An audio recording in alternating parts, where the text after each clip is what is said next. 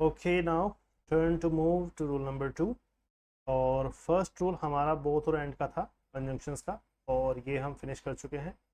आज बारी आती है रूल नंबर 2। तो रूल नंबर 2 हमारा क्या है, हम चूंकि नोट में भी इस चीज़ को डिस्कस कर ही चुके हैं। रूल नंबर 2 क्या था हमारा, ये था नॉट ओनली और बट ऑल्सो का पेयर। अब इसको सेंटेंस में कैसे यूज किया जाता है इस बात देखना, अच्छे से समझना। इंपॉर्टेंट रूल्स चल रहे हैं, एक एक रूल जो लिखवा रहा हूँ सारे के सारे पेपर में काम आने वाले। ठीक है, तो ध्यान दो ज़रा। जैसे मान लो मैं कहता हूँ कि नॉट ओनली का मीनिंग क्या होता है, न केवल, पहले तो यही लिख रूल में बाद में चलेंगे। न केवल, और दूसरा है बल्कि, ऐसे हम, डन। तो ये तो हुआ इसका मीनिंग। अब इसको पेपर में कैसे पूछता है, एग्जाम्पल के थ्रू समझते हैं। एक नोट भी आएगा इसमें पहले रूल की तरह से, ठीक है, डिफरेंट नोट होगा थोड़ा सा, थोड़ा ध्यान देना। पहले तो सिंपली पहले जैसे हमने एक सेंटेंस लिखा था उसी को हम इस कंजंक्शन से जोड़ते हैं। ठीक है, सेंटेंस है जैसे आई एम ए टीचर। दूसरा सेंटेंस है आई एम ए राइटर। तुम्हें कहोगे सर जी ये तो सेंटेंस आपने कराया था। हाँ बिल्कुल कराया था, और इसमें इसलिए करा रहा हूँ क्योंकि क्या होता है, कई बार बच्चे कंफ्यूज जाते हैं कि सर हमने ये वाला सेंटेंस, ये दोनों सेंटेंस का पेयर हमने बट ऑल्सो नॉट ओनली के अकॉर्डिंग हम जोड़ रहे हैं। बट ये तो बोथ बोथ एंड से भी जोड़ सकते थे हम, ये तो हम आई इधर और से भी जोड़ सकते थे। तो तुम्हारे मन में कोई कंफ्यूजन ना रहे इसलिए एक ही तरह के सेंटेंस को अलग अलग कंजंक्शन से जोड़ करके दिखा। देखो हम इंग्लिश स्पीकिंग ही तो सीख रहे हैं। तो वो बात अलग है कि भाई हाँ हम किसी कॉम्पिटिटिव एग्जाम में या कहीं पर अलग जा करके एग्जाम में बैठ रहे हैं, तो हमें इस तरह के एरर फाइंड करने की जरूरत पड़ जाती है। बट एक्चुअल में ये स्पीकिंग ही है जो हम सीख।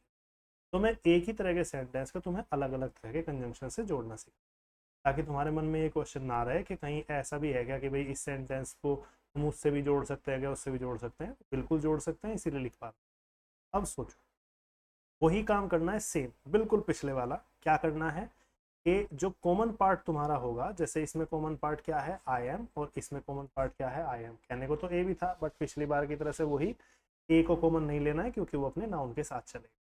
ठीक है, तो क्या करोगे, जो कॉमन पार्ट है उसे तो लिख दो अलग।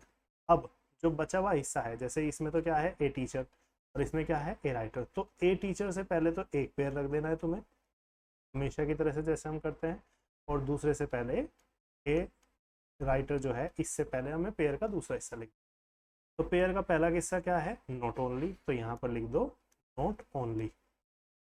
और दूसरा हिस्सा क्या है, बट ऑल्सो, तो यहाँ लिख दो बट ऑल्सो। सेंटेंस पूरा हो गया। अगर तुमसे ये सेंटेंस अभी पेपर में पूछता है तो तुम क्या लगाओगे, जैसे मान लो एक, दो और तीन पार्ट बांट के दे दिया और चौथा नो एरर कह दिया, तो ऐसे केस में तुम नो एरर चुन करके आओगे क्योंकि ये सेंटेंस अभी पूरी तरह से ठीक है, अभी हमने इसे केवल जोड़ा भर है। अब मैं तुम्हें बताता हूँ इससे एरर पूछेगा कैसे। बात ध्यान दो जरा। पहली तरह का एरर जो पूछेगा वो क्या होगा, इन चारों वर्ड्स के पेयर में से, नॉट ओनली और बट ऑल्सो के पेयर में से कोई सा एक वर्ड हटा देगा या बदल देगा, या तो हटा देगा या बदल देगा। जैसे मैं करके दिखाता हूँ। सेंटेंस है I am not only, paper में खूब पूछा जाता है ये rule, a teacher, but also की जगह पे ये तुम्हें क्या करके देगा, बट ए राइटर। ये सेंटेंस दे दिया, या इसकी जगह पे क्या दे सकता है, एंड ऑल्सो। एंड ऑल्सो, वह ना केवल एक टीचर है और वो एक राइटर भी है, ऐसे भी पेयर दे सकता है। तो अगर ऐसे सेंटेंस को पूछ ले, जैसे एक पार्ट, दो पार्ट और तीसरा पार्ट करके दे दिया, यहाँ पर ये तीसरा पार्ट हो गया तुम्हारा, ठीक है, और चौथा हो गया नो एरर। तो ऐसे केस में गड़बड़ हो गई क्योंकि बट अकेला गड़बड़ है। अकेला किस लिए गड़बड़ है, क्योंकि एक वर्ड नहीं आ सकता, दोनों ही वर्ड आएंगे। दूसरी बात, इन दोनों वर्ड का जो पेयर होता है बट ऑल्सो का पेयर होता है, एंड ऑल्सो का पेयर नहीं होता, तो ये पेयर भी गलत होगा। तो दोनों के दोनों पेयर ही गलत हैं। तुम्हें यहाँ पर क्या लगाना होगा, केवल और केवल बट ऑल्सो ही लगाना होगा और कोई वर्ड ना आने पाए, तो ये सेंटेंस फिर पूरी तरह से सही होगा। समझ में आया सेंटेंस। अनदर सेंटेंस के साथ समझते हैं, ध्यान देना। अगला सेंटेंस लिखते हैं, सिंगल सिंगल का पेयर लिखते हैं पहले, ठीक है, बाद में डायरेक्ट एरर पूछूंगा। सिंगल सिंगल का पेयर ये है कि सीता इज प्लेइंग चेस।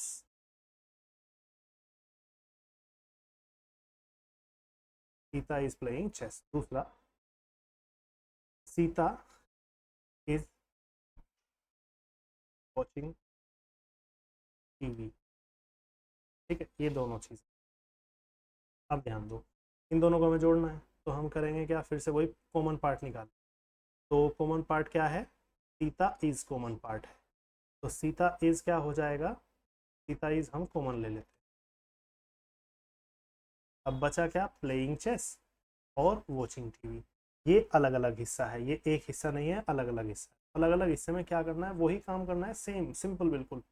एक से पहले तो नॉट ओनली लगा दो पेयर से पहले, और एक पेयर से पहले लगा दो बटोस। तो तुम्हें क्या करना था, प्लेइंग चेस से पहले नॉट ओनली लगाना था, बट वो करके क्या देगा तुम्हें ध्यान देना, वो ऐसे करके देगा, playing not only chess but also, यह है दूसरी तरह का एरर जो पूछ सकते, बट ऑल्सो वॉचिंग।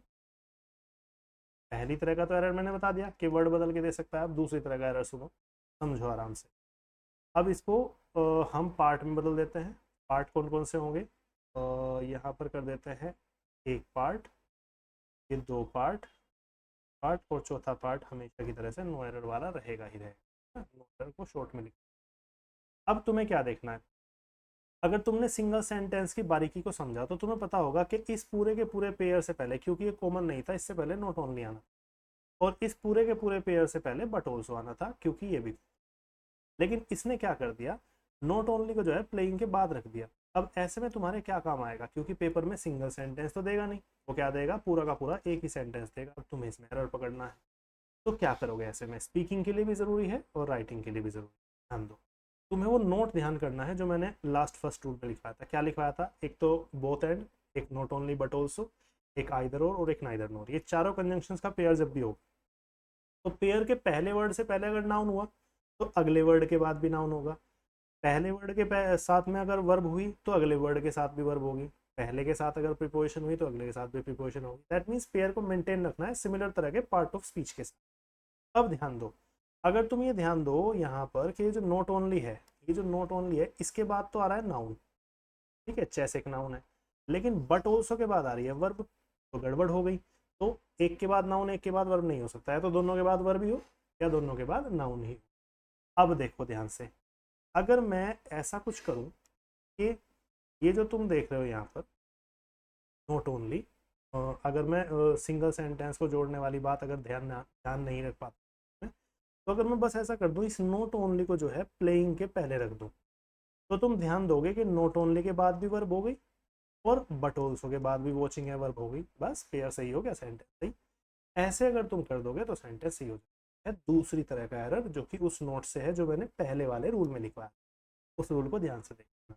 ठीक है, यहाँ पर ये सेंटेंस ठीक हो गया। ये दूसरी तरह का एरर। और सेंटेंस देखो, और सेंटेंस को कैसे जोड़ेंगे, अदर सेंटेंस ध्यान से देखना, लिखना आराम से। सेंटेंस है निशा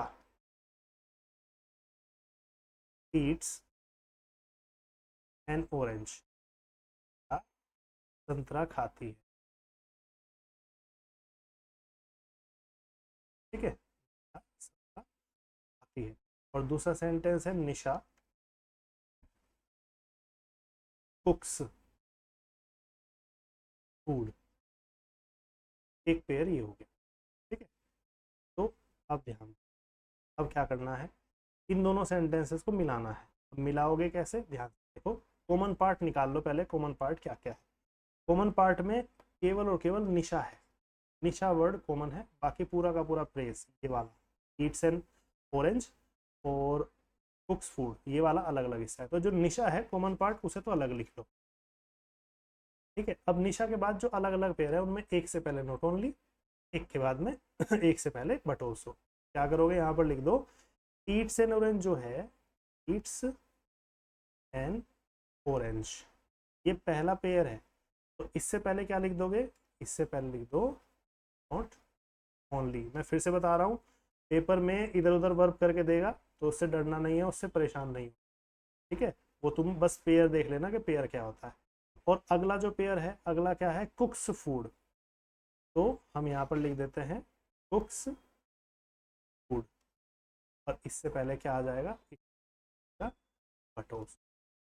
सेंटेंस क्या बना, सेंटेंस बना, निशा न केवल संतरा खाती है बल्कि खाना भी पकाती है। तो ये सेंटेंस पूरी तरह से बस सही हो गया। इस तरीके से हमने पेयर को मिला। फिर से रिपीट कर रहा हूँ, सिंगल सेंटेंसेस पेपर में नहीं देगा। मैं बस इनका रूट, इनकी जड़ बना बताने के लिए तुम्हें सिंगल लिख पा रहा हूँ। पेपर में डबल मिक्स हुआ सेंटेंस या कंजंक्शन यूज किया हुआ सेंटेंस ही पेपर में देगा, है ना। इसी को 3 पार्ट में अगर बांट के दे दे, 1 2 3 करके और चौथा नो एरर करके दे दे, यही तुम्हारा पेपर में क्वेश्चन हो गया। इसी चीज को ब्लैंक में पूछ ले, इसी चीज को सेंटेंस इंप्रूवमेंट में पूछ ले, सब यही चीज है ना। अगला सेंटेंस लिखो और इनको पेयर को जोड़ने की कोशिश करो। सेंटेंस क्या है? सेंटेंस है द टीचर द गर्ल्स। अब यहां से एक नोट लिखवाऊंगा जो अगले रूल में तुम्हें डिटेल में क्लियर हो जाएगा। The girls are talking. एक सेंटेंस है द टीचर इज टॉकिंग। अब तुम्हें इन दोनों सेंटेंसेस को जोड़ना, बहुत बेसिक से करो, कुछ नहीं करना, केवल कॉमन पार्ट अलग निकालो। अलग पार्ट है टॉकिंग, सॉरी कॉमन पार्ट है वो है टॉकिंग। हम यहाँ पर टॉकिंग लिख देंगे सबसे लास्ट। अब बचा हुआ हिस्सा क्या है? बचा हुआ हिस्सा है गर्ल्स और टीचर्स। तो एक से पहले तो लगा दो क्या, एक से पहले तो लगा दो नॉट ओनली। नॉट ओनली लगा देते हैं, ओनली द गर्ल्स। और दूसरा हिस्सा क्या बचता है? The teacher. द टीचर से पहले लगा देते हैं but also, but also the teachers, teacher, है ना। अब इसके बाद में जो टॉकिंग था वो सिंगल पार्ट था, तो टॉकिंग हम बाद में लिखेंगे। तो टॉकिंग से पहले इज या आर का सवाल उठता है ना। तो लिख देते हैं एक बार कि क्या होगा यहाँ पर। तो हम इजी लेकर के चलते हैं। इज टॉकिंग हमने लिख दिया क्योंकि टीचर के बाद लिखा। अब यहीं पे गड़बड़ हो गई हमारे साथ। गड़बड़ क्या है? सोचो ये सेंटेंस तुमसे पेपर में पूछ लिया, 1 और 2 3 पार्ट करके। तो कहने को तो सेंटेंस तुम्हें ठीक दिखाई देगा कि भाई इसके बाद भी नाउन है, इसके बाद भी नाउन है, लेकिन यहाँ पर एक नोट आता है, ये बात ध्यान रख, ठीक है। अब यहाँ पर इज आएगा, मैं यहाँ पर इसे पेयर लिख देता हूँ क्योंकि गर्ल्स के बाद तो आर था और टीचर के बाद इज था। तो यहाँ पर आर लगाऊँ या इज लगाऊँ, मैं इसको लिख देता हूँ इज या आर। तुम इन दोनों में से चुन करके बताना है कि कौन सा है। तो मैं यहाँ पर एक नोट लिखता हूँ, इस नोट को सभी नोट डाउन करेंगे अपनी बुक में। नोट में क्या लिखना है? मैं यहाँ पर फिर से 4 कंजंक्शंस लिखता हूँ, ध्यान से सुनना। यदि 4 कंजंक्शंस होंगे, इस बार बोथ एंड नहीं लिखेंगे क्योंकि बोथ एंड में ये रूल अप्लाई नहीं होगा।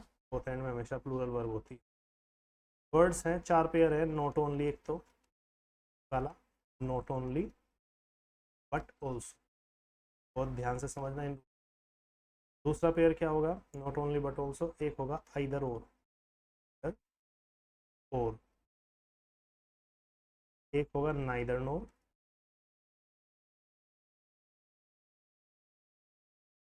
एक होगा नन बट। ये सब जो पेयर्स हैं, है ना। इस बार हमने एक पेयर बदला है, पिछली बार बोथ एंड था, इस बार नन बट है, हमने इस बार बदला है, एटसेट्रा। से यदि, ध्यान से सुनना, इस बार यहाँ पर सब्जेक्ट की कहानी है। यदि 2 सब्जेक्ट जुड़े हो, दैट मीन्स पहले वाले से पहले एक सब्जेक्ट जुड़ा हो और बाद वाले से बाद वाले के साथ एक सब्जेक्ट जुड़ा हो। यहाँ पर एक सब्जेक्ट लिखा हुआ है, यहाँ पर एक सब्जेक्ट लिखा हुआ है, सोचा कि ये पेयर में हमने काम किया। तो तुम्हें क्या ध्यान देना है? तो वाक्य में आने वाली वर्ब, वाक्य में आने वाली वर्ब तथा प्रोनाउन, प्रोनाउन जैसे कि माई और आवर वगैरह, है ना। प्रोनाउन किसके अनुसार आएंगे? ये बाद वाले सब्जेक्ट के अनुसार आएंगे। बाद वाला जानते हो ना, बाद वाला यानी कि जो लास्ट में लिखा, बाद वाले सब्जेक्ट के अनुसार आते हैं। इंग्लिश में हम इस डेफिनेशन को कैसे लिखेंगे? इंग्लिश में जो बच्चे सीख रहे हो समझो, इंग्लिश में लिखेंगे if two subjects, if two subjects are joined, are used with not only but also, either or, neither nor, none but, etc. Then the verb and the pronoun, the verb and pronoun in the sentence will be used according to the nearest subject of the verb, या ऐसे भी कह सकते हैं according to the second subject, according to the nearest subject of the verb, या according to the nearest subject, मतलब पास वाले सब्जेक्ट के अनुसार, जो वर्ब के पास सब्जेक्ट होगा। वर्ब के पास कौन सा सब्जेक्ट होगा? बाद वाला सब्जेक्ट ही होगा। अब ध्यान दो, हमने क्या लिखा है नोट में कि नॉट ओनली और बट ऑल्सो के साथ अगर दो सब्जेक्ट जुड़े तो जो आगे आने वाली वर्ब है सेंटेंस में वो किसके अनुसार आएगी? वो बाद वाले सब्जेक्ट के अनुसार आएगी। द गर्ल्स और टीचर्स में से बाद वाला कौन सा है? टीचर्स है। तो ऐसे केस में हम क्या करेंगे? टीचर चूंकि सिंगल है, यहाँ पर टीचर्स होता तो प्लूरल होता, टीचर यहाँ पर सिंगुलर है, तो सिंगुलर के हिसाब से इस वर्ब आएगी, आर नहीं आएगी। और बच्चे क्या करेंगे? मोस्टली ये सोचेंगे कि गर्ल्स और टीचर मिक्स हो गए तो प्लूरल हो गए, तो ऑटोमेटिकली बोथ एंड की तरह से तो यहाँ पर आर आ जाएगा। भूल के भी आर मत लगा देना, इज आएगा, क्योंकि बाद में सिंगल वर्ड है। और सोचो बाद में गर्ल्स लिखा होता और टीचर पहले लिखा होता, दैट मीन्स बाद में प्लूरल सब्जेक्ट होता, तो यहाँ पर आर आती कंफर्म, फिर इज के कोई चांस नहीं थे। ठीक है, इसी के साथ ये सेंटेंस भी खत्म होता है। और ये नोट ध्यान रखना, जैसे पहला नोट लिखवाया था ऐसे ये नोट भी इंपॉर्टेंट है, चारों के चारों। ठीक है, आगे बढ़ते हैं एक और सेंटेंस के साथ। बताओ, पेयर जोड़ते हैं अलग अलग, बताना मुझे।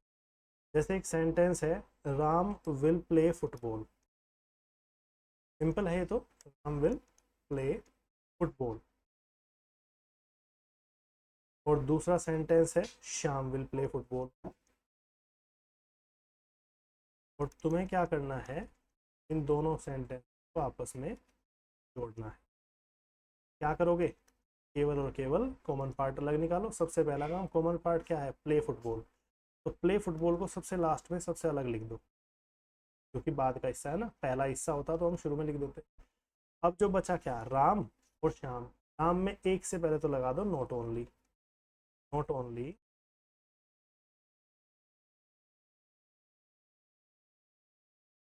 राम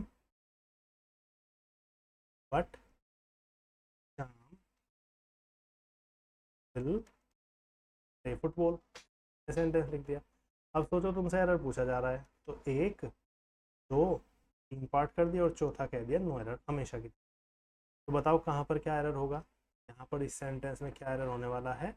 इस सेंटेंस में एरर होगा, जानते हो ना, समझ गए क्या होता है? बट ऑल्सो का पेयर होता है, और बट और ऑल्सो दोनों आए, नॉट ओनली और बट ऑल्सो दोनों साथ चलते हैं। अच्छा, एक बात और ध्यान रखो कि जो वर्ब आएगी वो बाद वाले सब्जेक्ट के अनुसार आएगी, तो विल है के अकॉर्डिंग विल, ठीक है, कोई दिक्कत नहीं है ना। अगर मैं इसी चीज़ को ऐसे लिख देता, तो मान लो मैं कह दूँ कि एक सेंटेंस पूछ लेता हूँ तुमसे एरर वाला, उस सेंटेंस में बताना क्या गड़बड़ है। जैसे मान लो मैं कहता हूँ राम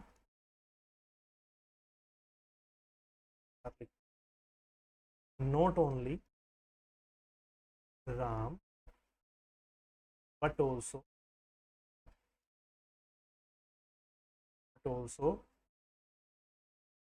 श्याम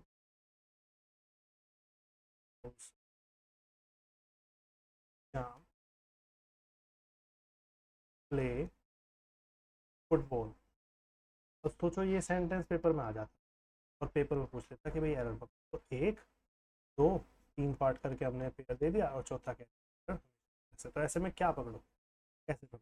तुम्हें क्या करना है? देखो नॉट ओनली और बट ऑल्सो का पेयर तो सही रखा हुआ है, चारों में से कोई भी वर्ड गायब नहीं है, तो दोनों ठीक है।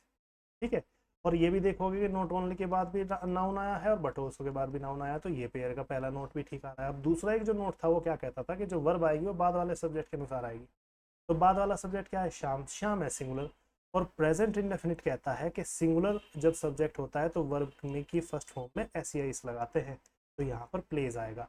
ऐसे भी एरर पूछा, हमने फ्यूचर में लिखा था तो विल था, तो विल में तो हमें कोई देखने की जरूरत ही नहीं पड़ी, विल तो ठीक था अपने आप ही, विल प्लस फर्स्ट फॉर्म। लेकिन प्रेजेंट में क्या करना है? श्याम जो है, श्याम के साथ में प्लेज आएगा। बच्चे क्या सोच सकते हैं कि राम और श्याम दो मिला दो तो प्लूरल सब्जेक्ट हो गया, प्लूरल के साथ ऐसे लगाने की जरूरत नहीं, प्ले ठीक है, तो वो नो एरर लगा देते हैं। ऐसा नहीं करना। बाद वाला जो सब्जेक्ट है वो श्याम है और वो अकेला है, सिंगल है, इकलौता है, तो एक के साथ में प्रेजेंट इंडेफिनिट का नियम कहता है कि वर्ब की फर्स्ट फॉर्म में ऐसे इस लगाओ, ऐसे तो ठीक हो जाएगा। ठीक है, तो इसी सेंटेंस के साथ ये वाला रूल भी फिनिश होता है। तो पहला रूल क्या था हमारा, पहला रूल था बोथ और एंड का, और दूसरा रूल है हमारा नॉट ओनली और बट ऑल्सो।